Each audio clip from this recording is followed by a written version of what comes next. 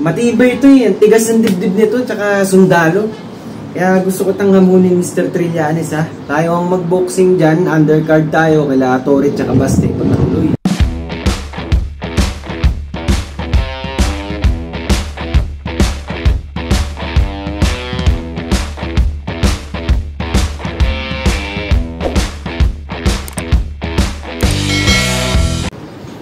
Baste at Torre, huwag niyong babuyin yung mundo ng suntukan ha, yung mundo ng hamunan.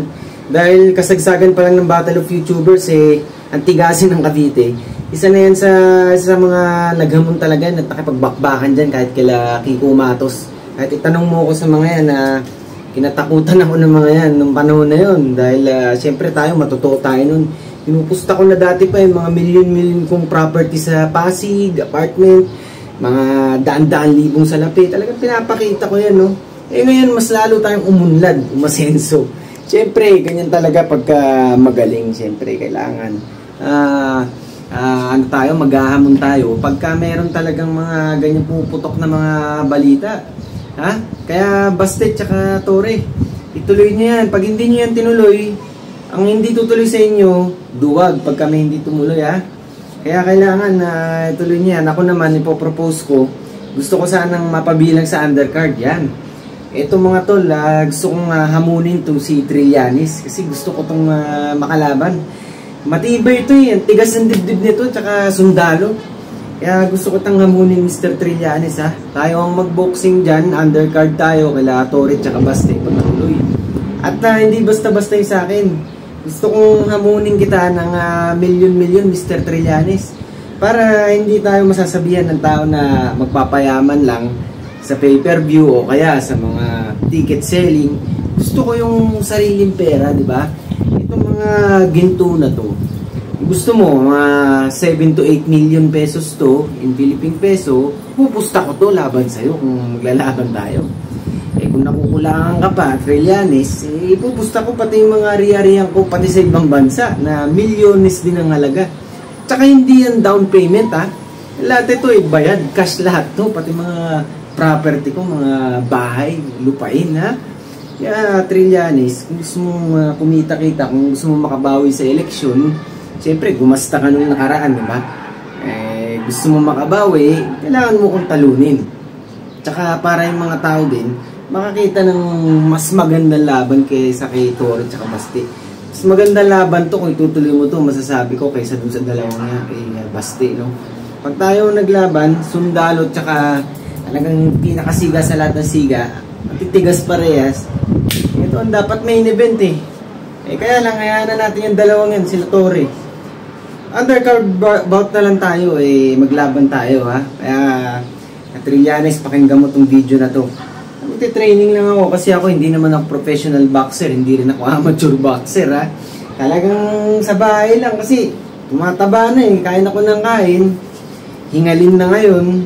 Eh bumili lang ako ng punching bag, kita nyo napakasimple lang, hindi ako makapunta ng gym. Eh, busy tayo siyempre, nagnenegosyo tayo. So ito unting training lang para lang yung mga tao makita na magbibigay ako ng magandang laban talaga. Tsaka yung proceeds pala ng kung sakaling tutulong tayo dyan sa event na yan, eh, para sa mga nabaha, typhoon victims, sa kanila proceeds lahat. Tapos magpupustahan pa tayo. Yan talagang maganda. Kaya ito, training lang tayo mga tol, pakita ko sa inyo.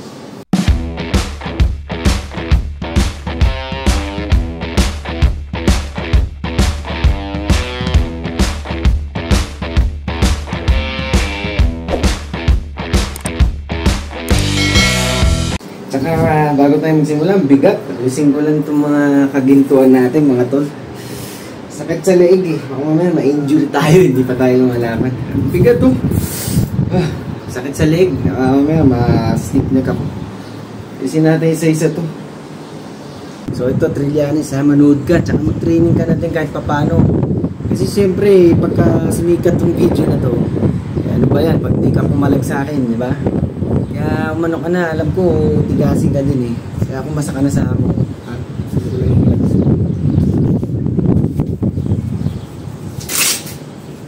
Hindi ko masyadong gagalingan, lalakasan kasi tabahan ka masyado Trillanes. Doon tayo, ha? Saktuhan lang. Parang ano lang sa umaga to, papawis. Ha? Yan, ganyan-ganyan lang.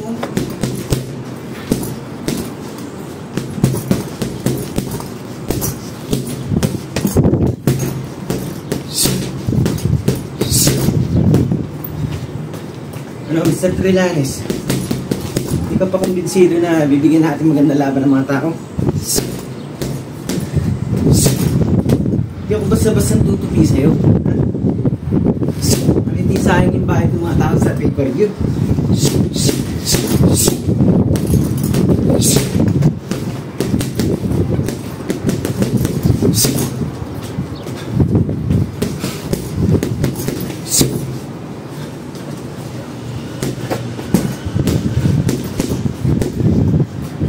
Ano?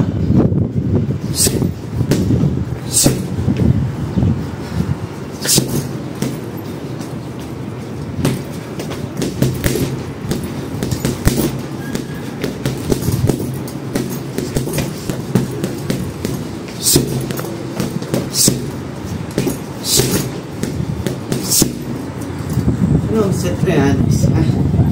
Alam mo, napapakita ko, baka mamaya umurong ka na eh. Kaya mga tol, sabihan nyo na itong mga nag-a-idol dito kay Trillanes na ikalat tong video na to para magkalaban na kami sa ibabaw ng ring. Tsaka mag-benefit dito yung mga nabaha, tsaka typhoon victims. Ha? Trillanes, basta ka na sa amo ng nag-iisang tigasin ng Cavite. Pinakasiga sa lahat ng mga siga.